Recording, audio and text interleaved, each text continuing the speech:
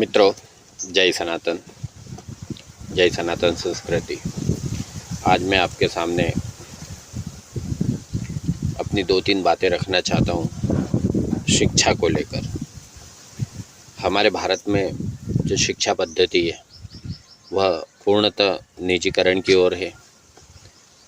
मुझे यह कहते हुए दुख भी होता है कि जो वस्तु या जो चीज़ हमें शासन को फ्री देना चाहिए वह है शिक्षा, स्वास्थ्य। लेकिन हमारे यहाँ रेड बीड़ी बांटने का जो नियम है, अभी आपने देखा ही होगा, 81 करोड़ लोगों को मुफ्त राशन, वृद्धावस्था पेंशन योजना, श्रमिक पेंशन योजना और ऐसी बहुत सारी पेंशन योजनाएं हैं जिसमें अभी आपने देखा होगा जो कि लाडली बहना योजना के नाम से 1000 रुपये प्रति माह प्रति महिला को दिया जाएगा। मुझे बताइए, इससे क्या कुछ हल होने वाला है? इससे क्या कोई हल निकलने वाला है?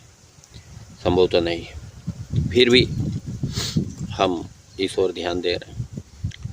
मुझे लगता है कि यदि हम अपनी शिक्षा व्यवस्था सुदृढ़ कर दें और वह भी पूर्णतः मुफ्त, तो आधी से ज़्यादा समस्याओं का हल तो हम अपने आप ही निकाल लेंगे। आपने देखा होगा कि RTE, राइट टू एजुकेशन, हमारे यहाँ 2016 से मध्य प्रदेश में लागू है। वैसे तो 2005 में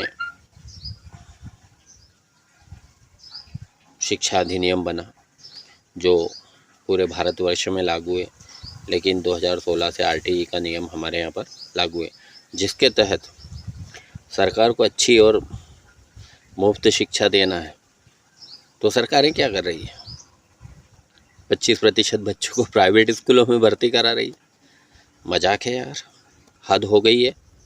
बताइए आप, जो स्कूल शासकीय उसे सुदृढ़ करने के बजाय शासकीय स्कूलों के बच्चों को 25% सरकारी स्कूलों में भर्ती कराना। वो मुफ्त नहीं पढ़ रहे हैं भैया, उसके लिए सरकार अनुदान देती है प्राइवेट स्कूलों को।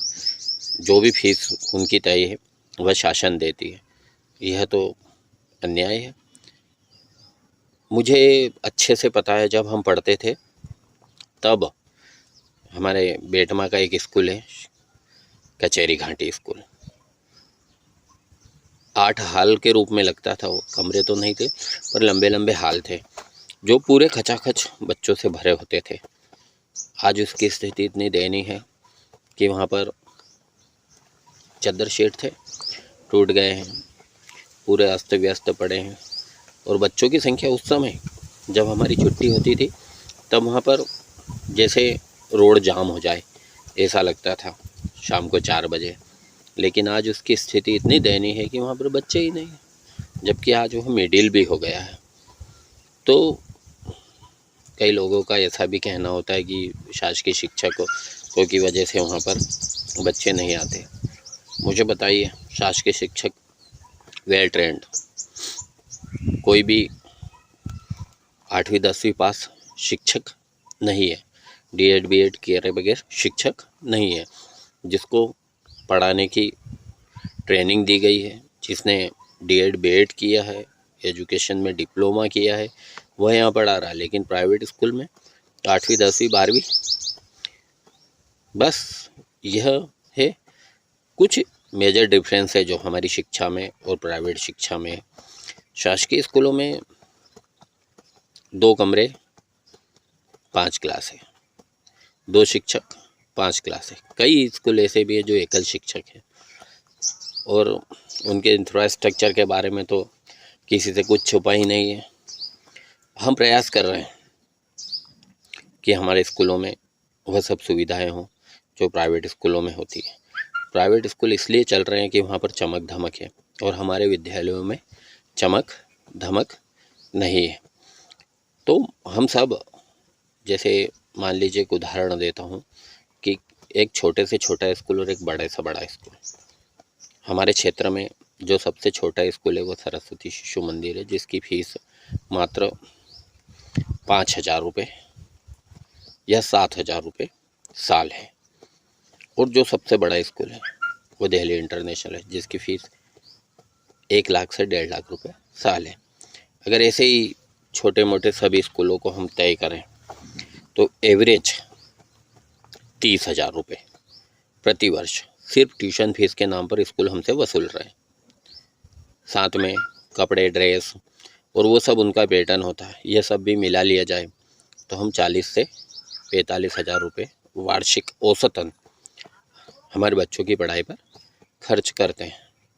सरकारें भी अगर आरटीआई में जमा है, आरटीआई में किसी को बच्चा दिया है तो उसके अकॉर्डिंग उनको फीस तो शासकीय स्कूलों को देना ही है और वो देते भी हैं। तो इस विषय को लेकर मैं आपके साथ हूँ। आज इस विषय पर आपसे चर्चा करना चाहता हूँ। आप अपने सुझाव कमेंट बॉक्स में दे सकते हैं। वीडियो अच्छा लगे तो इसे शेयर भी कर सकते हैं, आगे भी बढ़ा सकते हैं, ताकि शिक्षा के जगत में हम क्रांति ला सकें और जो निःशुल्क शिक्षा जो हमारा अधिकार है वो हमें मिल सके। करना क्या है? कुछ नहीं, हम सब सोचें कि हमारा स्कूल विश्व का सबसे अच्छा स्कूल हो। इसके लिए हमें क्या करना? जब 40-50 हज़ार रुपये हम एक बच्चे के लिए प्राइवेट स्कूल में दे सकते हैं तो क्या 5,000 रुपये हमारे स्कूल के लिए दान नहीं कर सकते? अगर प्रति व्यक्ति, मान लीजिए मैं करवासा में पढ़ाता हूँ, करवासा में 100 घर है, अगर 100 घर के लोग प्रति वर्ष मुझे 5,000 रुपये, मुझे नहीं, इस स्कूल के निमित्त 5,000 रुपये दे, वहीं की एक समिति बने जो यह तय करे कि मेरे स्कूल में पंखा होना चाहिए, कूलर होना चाहिए, फ्रिज होना चाहिए, टीवी होना चाहिए, रेडियो होना चाहिए, या मेरे स्कूल में ये सुविधा होना चाहिए, जैसा सोचकर बैठकर वह सब तैयार करें। मेरे स्कूल में शिक्षक इतने होना चाहिए। अगर सरकार नहीं देती है तो हम प्राइवेट तरीके से भी स्कूल में शिक्षक रखकर कार्य कर सकते हैं। तो इस तरीके से हम जब सोचेंगे तब हमारी शिक्षा मुफ्त और बिल्कुल सरलीकरण से। शासन क्या करेगा यार? शासन आपको शिक्षक देता है, ड्रेस देता है, भोजन देता है, किताबें देता है, और क्या कर सकता है? यह सब सुविधा आपके गांव में उन्होंने उपलब्ध करवाई। बच्चे तो आपको ही भेजना है, वो तो शासन आके नहीं कहेगा कि आप अपने बच्चों को शासकीय स्कूल में पढ़ाएं। यकीन मानिए, शासकीय स्कूल से अच्छा कोई भी स्कूल दुनिया में हो ही नहीं सकता। पर आप सहयोग तो कीजिए उसे। किसी एक स्कूल को आप गोद ले लीजिए, उसे देखिए, उसे पढ़िए, उसे जाइए, रोज़ उस शिक्षक से बात कीजिए, उसकी परेशानियाँ क्या है, बच्चों से बात कीजिए, उनकी परेशानियाँ क्या है, इंफ्रास्ट्रक्चर देखिए अपने स्कूल का कैसा है। यह सब जब हम करने लगेंगे तो मुझे यकीन है, पूरा यकीन है कि हमारे अगले जो 5 साल में स्कूल होंगे, देपालपुर, कम से कम देपालपुर को हम इसका टारगेट करें। कई युवा हैं जो मेरे स्कूल में आते हैं और अपने जन्मदिन पर काफ़ी किताबें देते हैं, उनका मैं साधुवाद करता हूँ, लेकिन इतने से काम नहीं चल रहा है। हम सब मिलकर प्रयास करें कि अपने बच्चे को शासकीय स्कूल में पढ़ाएंगे। मेरी 2 बच्चियाँ मेरे साथ ही मेरे विद्यालय में पढ़ती है। छोटी का नाम है संस्कृति सिंह, 3rd में पढ़ती है, यानी 3री में पढ़ती है। एक और भेड़ चाल चल रही है कि हमको इंग्लिश मीडियम में पढ़ाना। भाई साहब, इंग्लिश एक मातृभाषा है। आप इंग्लिश मीडियम, हमारे यहाँ पहली से समस्त शासकीय स्कूलों में पहली से CBSE पैटर्न लागू है और पहली से अंग्रेजी पढ़ाई जाती है। पर चूँकि हम मातृभाषा में रचे बसे हैं, इसलिए हम हिंदी बहुत अच्छे से पढ़ लेते हैं और अंग्रेजी की ओर हमारा ध्यान नहीं जाता। हम सब प्रयास कर रहे हैं। मेरा शासन प्रशासन से ऐसा निवेदन रहता है हमेशा से कि शासन प्रशासन को इसको अच्छा करने के लिए क्या करना चाहिए। मान लीजिए अब RTE में हमारे यहाँ के 6,000 बच्चों को 3,000 रुपये साल के हिसाब से शासकीय स्कूलों को पेमेंट करते हैं। पैसा जोड़िएगा आप, कितना होता है मैं नहीं कह रहा हूँ। अगर यही पैसा हम शासकीय स्कूलों की इंफ्रास्ट्रक्चर पर 2016 से आज तक लगाते तो मुझे लगता है कि सभी हमारे मॉडर्न स्कूल होते, जहाँ पर लैब होती, जहाँ पर प्ले स्कूल होते, जहाँ पर बहुत सारे एक्टिविटीज़, लर्निंग कॉर्नर होते, एक बिल्डिंग होता जो इतना खूबसूरत दिखता है, एक ग्राउंड होता जो इतना खूबसूरत दिखता, शिक्षक होते हैं, और वो सब चीज़ें जो एक प्राइवेट स्कूल में नहीं होती वो सब होती। पर हमारे सत्ता में बैठे लोग या हमारे नीति निर्धारक लोग शायद इस और सोचते ही नहीं हैं, और हमारा पूरा ध्यान, हम सब है तो मानव ही, हम सब सोचते भी ऐसा ही है कि अरे गांव का मास्टर अच्छा नहीं पढ़ाता। अरे भैया उससे पूछिए तो सही, पढ़ा रहा है कि नहीं पढ़ा रहा है, आ रहा है कि नहीं आ रहा है। ये सब आपको तो करना, शिक्षक की क्या गलती है? शिक्षक तो समय पे आया है, शिक्षक बैठा भी है क्लास में, शिक्षक जितने बच्चे आ रहे हैं उनको पढ़ा भी रहा है। एक और गांव में ऐसा होता है अक्सर, जो मैं आपको रियलिटी बता रहा हूँ, या कोई वीडियो पॉपुलरिटी के लिए या किसी और के लिए, जो गांव की समस्याएं वो बता रहा हूँ कि शिक्षक आ जाता है ना, तब भी बच्चों अरे चल माड़ साहब भैया तो कोई बात नहीं, पहला बकरी बांध दे फिर चली जाए, माड़ साहब आज गेहूँ कटी रहा है तो बच्चों नहीं आएगा। कभी किसी प्राइवेट स्कूल में आपने ऐसा करा कि बस 5 मिनट लेट हो आपके लिए, बस से अगर कोई बच्चा जा रहा है और 5 मिनट लेट हो गया तो बस उसको छोड़कर चली जाएगी। लेकिन शासकीय स्कूलों में आने का कोई नियम नहीं, बच्चा 2 बजे आता है, 1:30 बजे आता है, 2:30 बजे आता है। ऊपर से सरकार का डंडा कि बच्चों को पनिश नहीं करना। बात भी सही है, पनिश नहीं करना चाहिए। हम जिस विधि से पढ़े हैं उस विधि से अच्छी मुझे लगता है भारत में हो ही नहीं सकती। हालांकि हमें सबको अपडेट रहना चाहिए परिस्थिति के अनुसार, इस बात से भी हम इनकार नहीं कर रहे हैं। इंटरनेट का युग है, हम सब इंटरनेट के युग में जी रहे हैं, उससे और भी हमें ध्यान देना चाहिए। लेकिन जो शिक्षा में लगातार प्रयोग हो रहे हैं, शिक्षा को जो प्रयोगशाला बना रखा है शासकीय स्कूलों की शिक्षा को, आप देखिए सरकारी स्कूल में पैटर्न ऊपर से तय होकर आता है, कभी दीक्षा के रूप में, कभी श्रृंखला के रूप में, कभी सीखना सिखाना पैकेज, कभी क्या कभी क्या, अभी FLN चल रहा है ना। तो ये सब हर साल एक पैटर्न बदल जाता है, जिसमें कागजी कार्रवाई तो बहुत होती है लेकिन ज़मीन पर उसके रिजल्ट नहीं आते।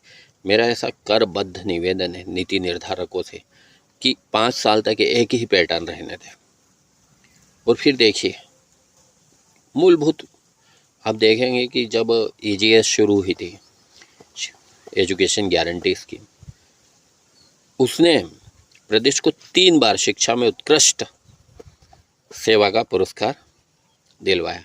उत्कृष्ट शिक्षा का पुरस्कार प्रदेश में 3 बार लगातार 3 साल तक, जब शायद श्रृंखला चलती थी। तो मूलभूत जो परिवर्तन आएंगे वो कैसे आएंगे? आप शिक्षक को पनिश कीजिए, कुछ नहीं होगा। आप शिक्षक को डराइए, कुछ नहीं होगा। आप बहुत सारे पैटर्न लागू कर दीजिए, कुछ नहीं। आपको सिर्फ एक ध्येय करना है कि आप स्कूलों का इंफ्रास्ट्रक्चर अच्छा कर दीजिए, और ये जो 25% प्राइवेट स्कूलों को देने की बात है उसे तो बंद ही कर दें। मेरा ऐसा करबद्ध निवेदन है आपसे हाथ जोड़कर कि उसे तो पूरा बंद कर दे, ताकि मूलभूत शिक्षा जो हमारी पैटर्न है वो सुधर सके। मैं प्रयास कर रहा हूँ कि देपालपुर की शिक्षा सबसे अच्छी हो, देपालपुर ब्लॉक में शिक्षा का स्तर पूरे विश्व में सबसे ऊंचे लेवल पर हो।